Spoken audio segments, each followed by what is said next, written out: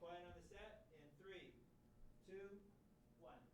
What's up, people? Welcome to my show where I bring in different people from different backgrounds to showcase their talents and specialties to the world. Today, I have with me Kamille Gordy, and it's been a privilege meeting her and working with her, and I can't wait to hear what she has to say for me and all of you people out there. Thanks for having me. Of course, thank you for being here today. Anytime. And then when I was giving you a tour of this school, I liked how amazed you were with the resources that we have at this school. So I'm curious to hear what your childhood was like, where you're from, and everything you did when you were a child. Okay, well, I was born and raised in Los Angeles. And my childhood, Yeah. okay, wow, I did a lot of extracurricular activities. I played sports, soccer, dancing, I did acting, modeling, you name it. And I think through that, I was able to figure out, what I liked, what I didn't like. I got a lot of experience just exploring new things.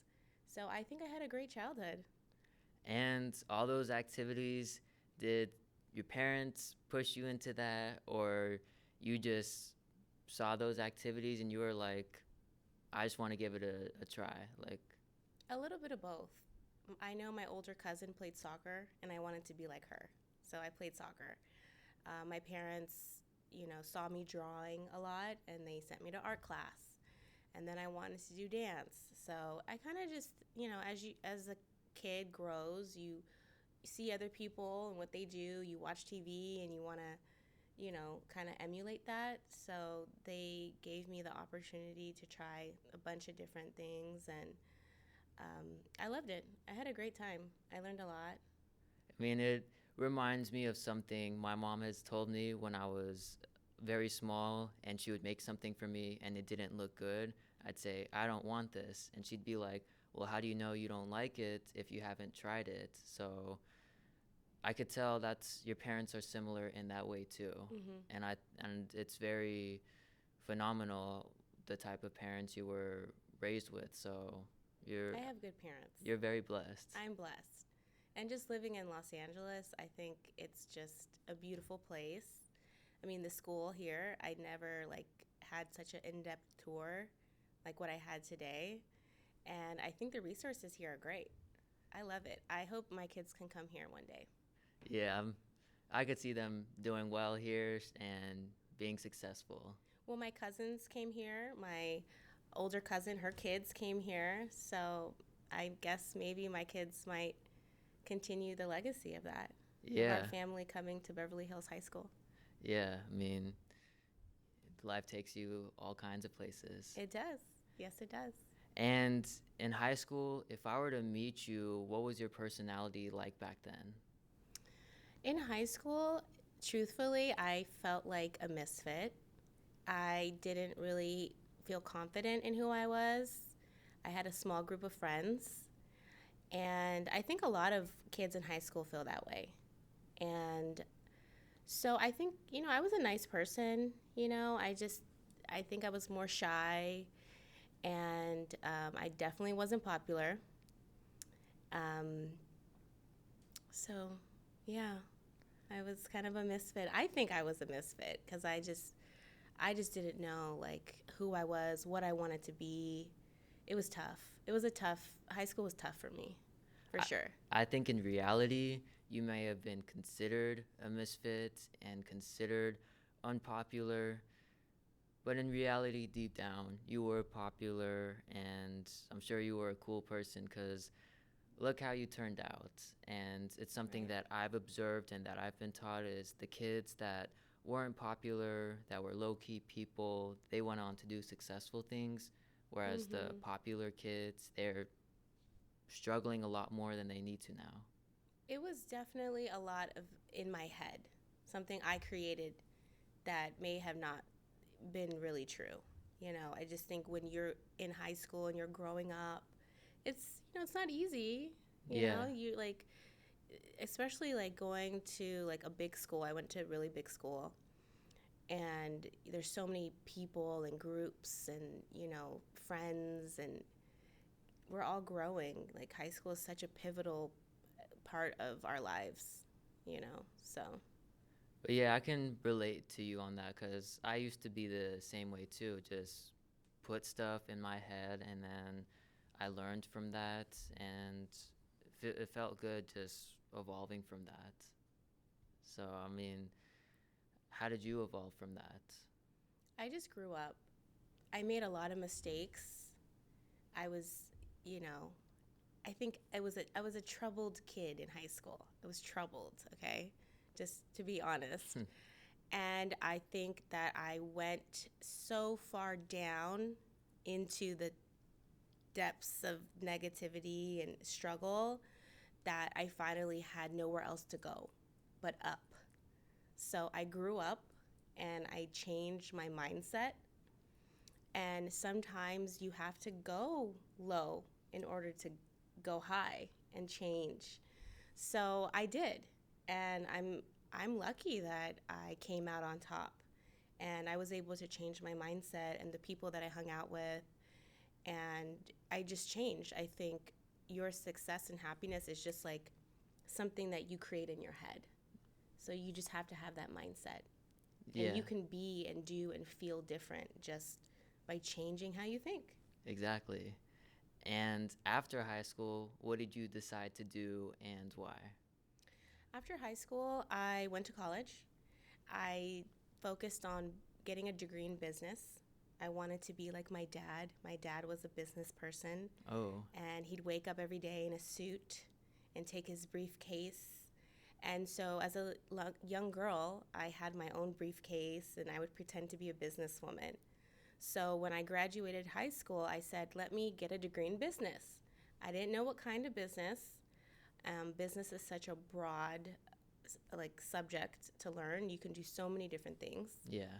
So I went to school for business, and I figured out through that process that I was going to do real estate. So yeah, that's what I did. And then after college, did you go straight into real estate or did you have to go a different route in order to get into the career path of real estate? I had a lot of different jobs. I didn't go straight into real estate. I always found myself in a sales position at different companies. Like, I've sold shoes. I was telling you I sold like kitchen knives. I sold supplements. And I just tried different things. I just wanted to make money. And I had to pay for school. And so I had to work. And I did. And finally, while I was getting my business degree, I landed a job in real estate as an assistant, and I just stuck with it. I really loved it, and I loved the company I was working for, so I think it's been 10 years now that I've been in real estate.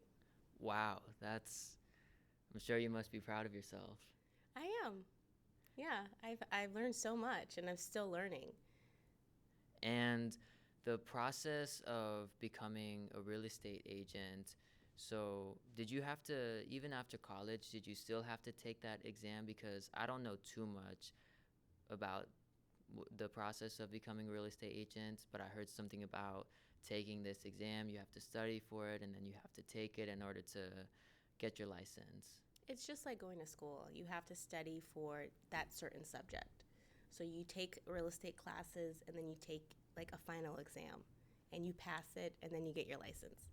So it's very doable for anybody if that's their interest. And then what are the pros and cons of the profession? The pros of being a real estate person. The pros of being a real estate person. Well, you can make your own schedule. You meet a lot of people. I like real estate because I like houses. I like to see real estate, big houses, little houses. You get to go out into the world, and you don't have to work in one place behind a computer. The world and the real estate is your office. Yeah. I like meeting people, so that's a pro.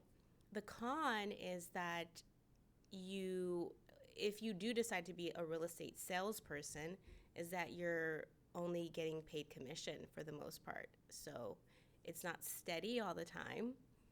That's probably the biggest con of being in real estate. And then I know inflation has been a problem, and I was having this conversation with a student in this class on Monday who said that both of her parents, I think, are real estate agents, and their career has been affected with this inflation because not a lot of people want to buy homes. So I was just wondering if you've been affected by that as well. Yes, I have been affected by inflation. I think we all have, to be honest. I mean, not just in my career, but just when we go out to buy things, interest rates are up. So if you want to get a credit card, I don't know if you have one or not, but I don't. you have to pay a lot of interest. If you want to get a car, everything has just gone up. So things are more expensive. So it's not just real estate that interest rates have affected. It's just everybody. Yeah, and how do you navigate those challenges within the field? How do I navigate those challenges in real estate? I think you have to get creative. And I think personally, you have to be more, make better financial decisions, whether it's saving, whether it's not spending so much money, maybe diversifying, investing in different things, maybe not real estate at the moment, maybe it's something else. So you just have to be adaptable. I mean, things are never going to always remain the same. So you have to change with the times. And if you could be a step ahead or 2 steps ahead, that's better. So you have to constantly be learning and be aware of what's happening in the world. And what advice would you give someone who wants to go into this career field possibly? The advice I would give someone that wants to go into real estate Yes. is you don't have to sell houses. You can be an assistant, you can be an analyst, you could be an asset manager. You don't have to work on commission only. There's so many things you can do in real estate. So think outside of the box. It doesn't have to be $1 million listings, selling sunset or whatever. You know how you see these people on TV? Yeah. It doesn't have to be that. It could be, there's so many things that you can do in real estate. You could do real estate marketing, real estate banking. Yeah. So yeah, just kind of expand your horizons. And I would also say, get that experience and, get something where you have some salary, like some money coming in. You don't want to work commission only, like your first year in real estate. Like I wouldn't suggest that. I would just be someone's assistant, get experience, ease into it. And see if you like it. See if this is what you really want to do. Yeah, that's I think that applies to everything, whatever you decide to do. Yeah. And then what advice would you give someone who doesn't want to go into this field but could be more educated on the prices for housing and how everything within that category works? Because this is a little different. One thing I observe is I don't think a lot of people understand the finances that goes into buying a house. It's a lot to understand. I think if more people were educated, though, I think it would make things easier. So what would you recommend for that? I would say have good credit. Good credit, money in the bank. Kind of have an idea of what you want. Do you want a house to live in? Do you want a house to rent out? Where do you want your house? You have to kind of conceptualize what your plan is. What do you want? What do you want to achieve? What is your goal? So, good credit and money in the bank, I think, to start. Without that, you can't really do anything in real estate. Yeah. And you're outside of your career, everything that you've experienced in life so far, what advice would you give someone my age who's about to graduate in about 6 months, and then we go out into the real world? Oh my God, that's such a big, jump, right? Yeah. you leave high school, you leave your little nest, and you go somewhere. You go to college, or maybe you travel. I would just say before you all graduate in 6 months, goes by really quick. I would travel, like do study abroad, or start getting experience in the field, like what you're doing now. You're experiencing something that interests you. Just do that. Start now. Don't wait until you get out of high school. Yeah, that's something Mr. Carey, who you met, has said. He's like, don't wait until you're in college to start succeeding or just start doing what you're interested in. You start now. Start now. And just get a head start. I forgot the rest of that speech that he said, but I mean, I could just tell that he was saying, don't wait so long to do something that you could just start now when you have the resources. And don't be lazy. Go get it. yeah. Especially with a school like this, you guys have everything. Use those resources. Get out there. Go get like a paid internship once a week. Do something. Don't be lazy. Be, ambitious, and you need to go for whatever you want to do. Yeah. Go for it. And earlier, I know you talked about the trouble that you experienced when you were a teen. So Yes. For kids my age, younger kids, what advice would you give us to keep ourselves out of trouble? I mean, unexpected things happen, and then people may come up to us, or situations that cause trouble, but how do we keep ourselves out of any kind of trouble, especially with social media? I know everyone's going to get in trouble. I think it's inevitable. I mean, we're all bound to break a rule or two, okay? But you have to learn from your mistakes. Don't continue to make them. And also assess the people that you hang out with, because I think those people will influence you a lot. So in addition to that, talk to your parents, talk to your older cousins, your mentors. Like if you're experiencing something that isn't good, you should talk to people about it, and don't be afraid to find somebody who can help you through that. Yeah, I mean, I can relate to you on that. I don't know if you have anyone out there who you talk to a lot. I enjoy talking to my grandma a lot. She always gives me great advice. That's great. Yeah, I talk to everybody. I like to talk to people and share what's going on, because I need the support. And everyone has a different experience that can help me make better decisions. Yeah, and that's one thing I would say out there for the people, and I can tell you've already learned this yourself, is to really listen to people's perspectives. It's going to be different, but that's what makes us unique. And what someone experienced compared to you that's different, they will understand something better than you do. What you experience, you'll understand something better than the other person. So I think if we all listen to each other a lot more, it would make things better. Listen to each other, share information, be honest about what you're feeling and what you're going through, so that people can help you. If you don't speak about it, then how can people help you? Yeah, honesty is key. Even honesty is the best policy. Yes. That's what they say, right? Yeah, they do. They do. Yeah, you're really good with your quotes. You are too. Thank you. You're welcome. And to end on this, what is the most important thing you've learned in life so far? I could tell you've already learned quite a few stuff, but out of anything, number one. Okay.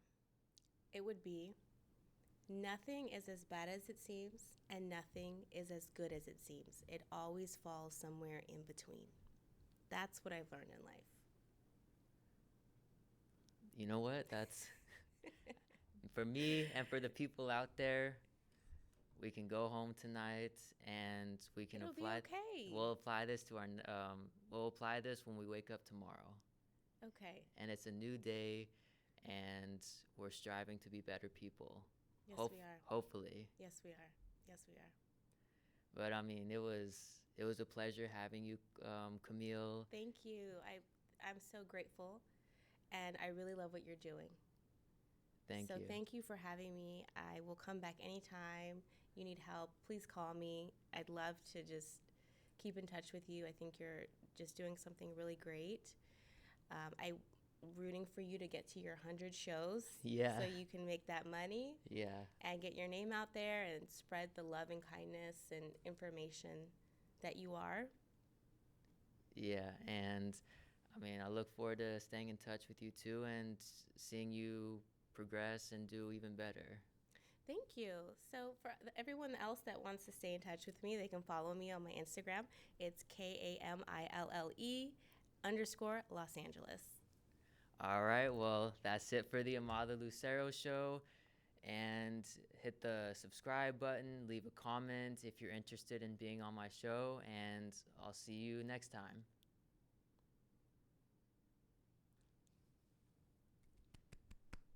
Okay. All right, we're good. Oh my gosh.